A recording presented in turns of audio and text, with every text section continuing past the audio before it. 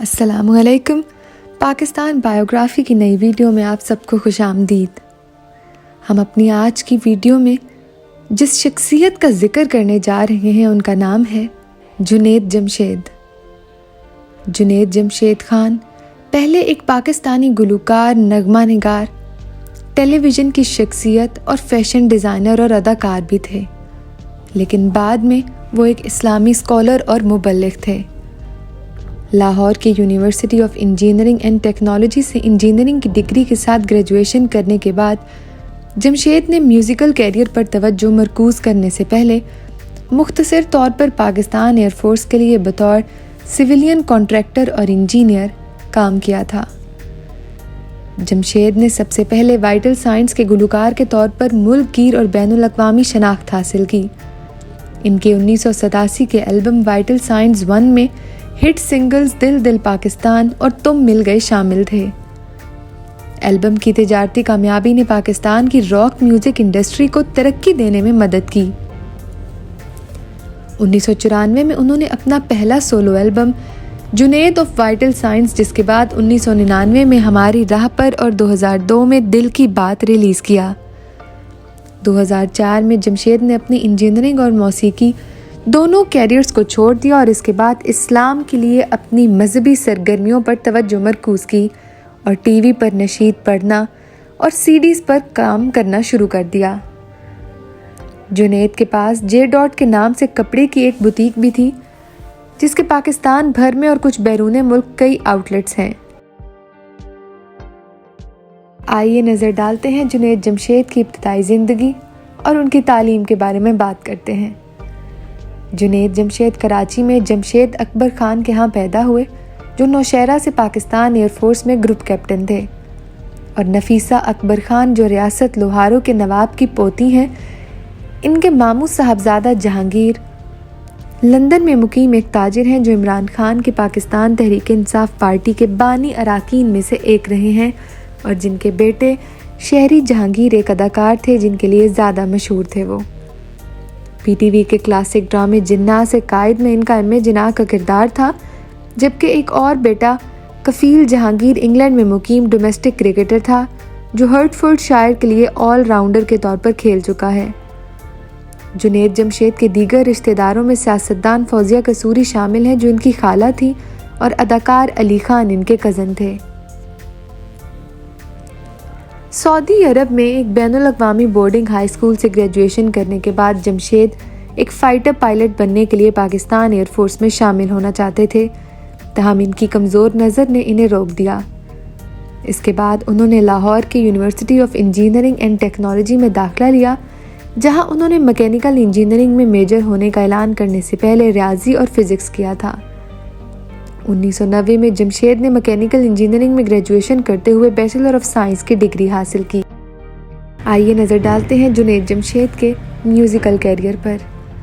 اگرچہ vital science band کا آغاز راولپنڈی میں اور روہیل حیات نے 1986 کے اوائل میں کیا تھا، لیکن اس کے بعد جمشید، جو اس وقت UET لاہور کے انجینئرنگ کے ایک نوجوان طالب علم تھے، ان کے ساتھ مرکزی گلوکار کے طور پر شمولیت اختیار کی۔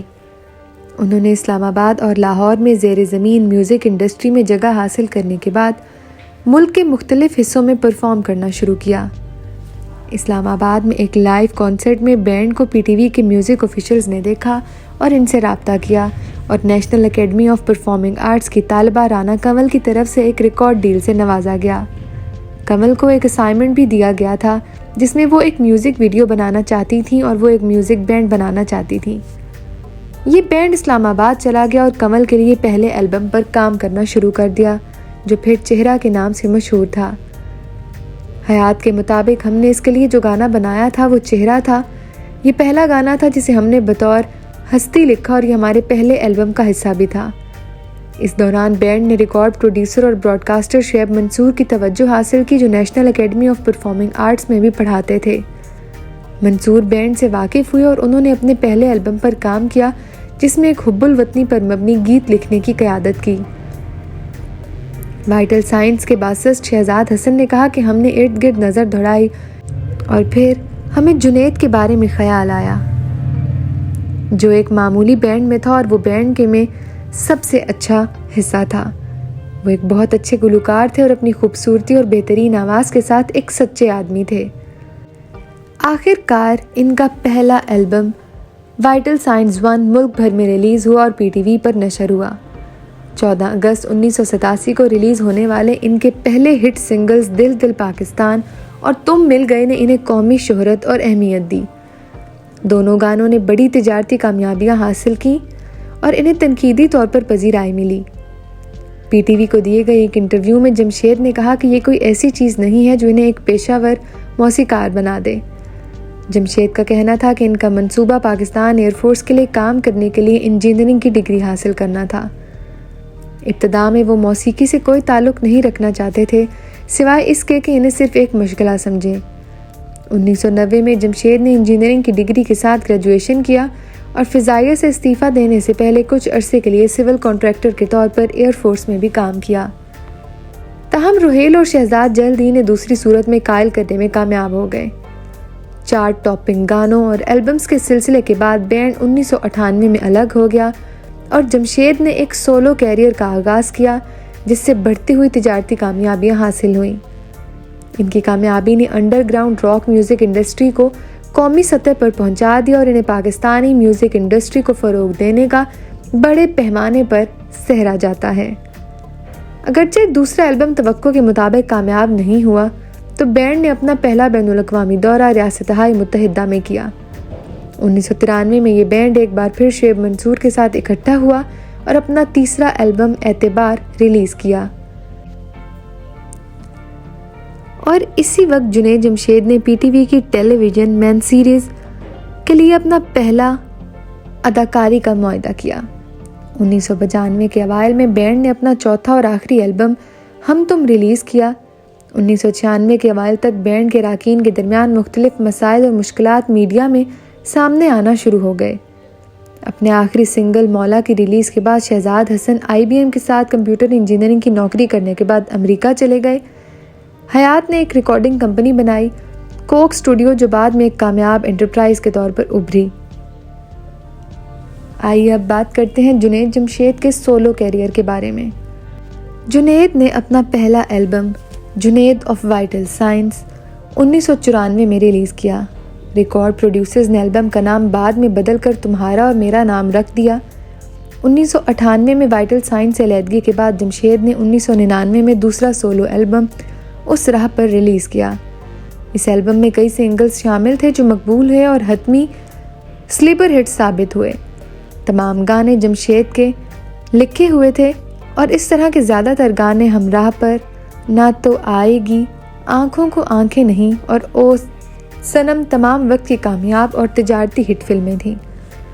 2000 میں جمشید نے اپنا تیسرا album the best of Junaid Jamshed release کیا جس میں وائٹل سائنس دور کے کچھ ہٹ سنگلز کے ریمیکس تھے۔ ان کا چوتھا اور آخری سولو البم دل کی بات 2001 میں ریلیز ہوا جو ملک میں بے حد کامیاب ہوا اور انہوں نے عوام اور میڈیا کی کافی توجہ حاصل کی۔ 2003 میں BBC ورلڈ سروس نے مقبول ترین گانوں کے انتخاب کے لیے ایک سروے کیا۔ دنیا بھر سے تقریباً 7000 گانے منتخب کیے گئے تھے۔ BBC کے مطابق پول میں 155 ممالک اور علاقوں کے لوگوں نے ووٹ دیا اور دل دل پاکستان کو ٹاپ 10 گانوں میں تیسرے نمبر پر رکھا گیا تھا۔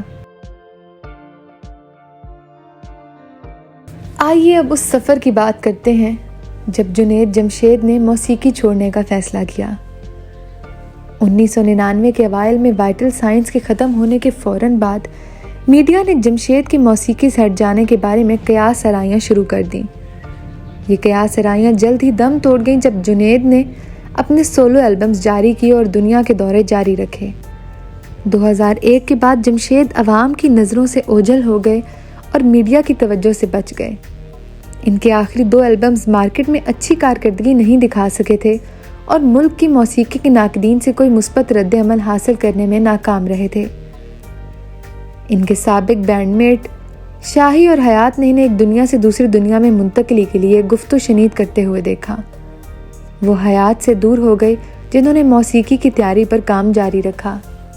وائٹل سائنس بینڈ کو چھوڑنے کے بعد انہوں نے مالی طور پر بھی جدوجہد کی اور یہ شعیب منصور ہی تھے جو girls and guys television show میں کردار دینے کے بعد ان کی مالی مدد کرنے آئے تھے۔ ریاستہائے متحدہ میں 9/11 کے حملوں کے بعد حیات اور جمشید کے مغرب میں دوروں نے ملک کی ثقافت، دہشت گردی اور موسیقی کے بارے میں مغربی باشندوں کے بہت سے سوالات کے ساتھ جدوجہد کی۔ واپس آنے پر جمشید نے عدالت میں دیوالیہ پن کا دعویٰ دائر کیا اور مختلف کمپنیوں میں درخواست دینے کے بعد انجینئرنگ میں اپنا کیریئر دوبارہ شروع کرنے کی کوشش کی۔ جمشید کے حوالے سے نظریات میڈیا میں سامنے آنے لگے، اس لیے میڈیا نے جمشید کی پیروی کے لیے کچھ تصویر نگاروں کو ان کے پیچھے لگا دیا۔ اکثر بتایا جاتا تھا کہ جمشید نے خود کو موسیقی سے دور کر لیا تھا اور وہ قریبی مسجد میں باقاعدگی سے 5 وقت کی نماز ادا کر رہے تھے۔ آخر کار جنید جمشید، جو 20 سال سے اپنی انجینئرنگ کیریئر سے پریکٹس سے باہر تھے، انہوں نے اعلان کیا کہ وہ اپنے قریبی دوست کے ساتھ فیشن ڈیزائننگ کمپنی کھولیں گے۔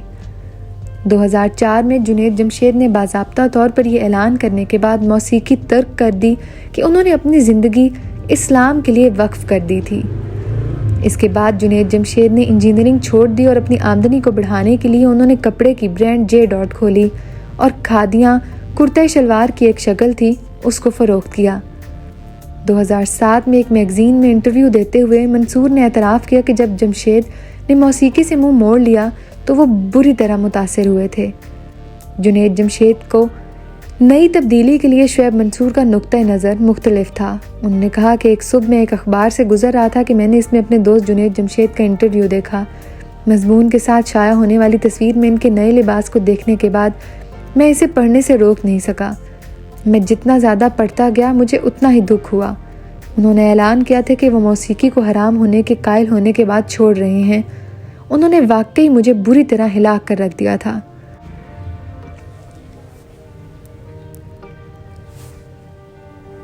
منصور نے 2007 میں ریلیز ہونے والی کامیاب فلم خدا کے لیے کی ہدایت کاری اور اسکرپٹ بھی لکھی۔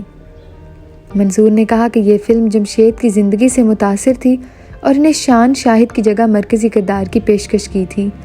جب اس کردار کی پیشکش کی گئی تو جمشید نے برقرار رکھا کہ وہ فلم کے لیے اپنی داڑھی نہیں منڈوائیں گے اور جمشید کے لیے کردار منصور نے لکھا تھا۔ جمشید نے بعد میں فلم کا حصہ بننے سے انکار کر دیا۔ 1986 میں جمشید نے وائٹل سائنس کے ہٹ راک گانے دو پلکا سے کافی شہرت حاصل کی تھی۔ وائٹل سائنس بینڈ محب وطن دل دل پاکستان کی کامیابی کے بعد پاکستانی میڈیا میں مقبول ہوا۔ انہیں دی مسلم 500 نے دنیا کے سب سے با اثر مسلمانوں میں سے ایک کے طور پر درج کیا تھا۔ خیراتی کاموں میں ان کی شمولیت خاص طور پر 2003 سے لے کر 2016 میں ان کی موت تک NGO مسلم چیریٹی کے ساتھ رہی۔ مسلمان چیریٹی نے ان کی قیادت میں کافی حد تک کامیابی حاصل کی ہے اور اپنے کام کو 16 ممالک تک پھیلایا ہے۔ جنید جمشید اپنی دوسری بیوی نیہا جنید کے ساتھ تبلیغی جماعت کے مشن کے لیے چترال میں تھے۔ 7 دسمبر 2016 کو دونوں PIA کی پرواز 661 میں سوار اسلام آباد واپس آ رہے تھے، جو حویلیاں خیبر پختونخوا کے قریب گر کر تباہ ہو گئی، جس میں سوار تمام افراد ہلاک ہو گئے۔ جمشید پارلیمنٹ کی مسجد میں جمعے کا خطبہ دینے کے لیے جا رہے تھے۔ ان کے پسماندگان میں پہلی بیوی عائشہ، 3 بیٹے اور 1 بیٹی ہیں۔ 15 دسمبر 2016 کو ان کی نماز جنازہ معین خان اکیڈمی کراچی میں ادا کی گئی، جہاں طارق جمیل نے امامت کی اور جنید کے چاہنے والوں نے نماز میں شرکت کی۔ 2018 میں جمشید کو بعد از مرگ ملک کے تیسرے اعلیٰ ترین سول اعزاز ستارہ امتیاز کے لیے نامزد کیا گیا تھا۔ تو ناظرین، یہ تھی جنید جمشید کی زندگی کے اس خوبصورت سفر پر ایک نظر۔ امید ہے آپ بھی ہماری طرح جنید جمشید سے متاثر ہوئے بغیر نہیں رہ سکیں گے اور آپ کو ہماری یہ ویڈیو پسند آئی ہوگی۔ اگر آپ کو ہماری یہ ویڈیو اچھی لگی ہے تو اسے لائک اور شیئر کرنا مت بھولیں۔ اپنا فیڈ بیک ہمیں کامنٹس کے ذریعے ضرور بتائیں اور ساتھ ہی ساتھ ہمارے چینل پاکستان بایوگرافی کو سبسکرائب بھی کر دیں۔ بہت شکریہ۔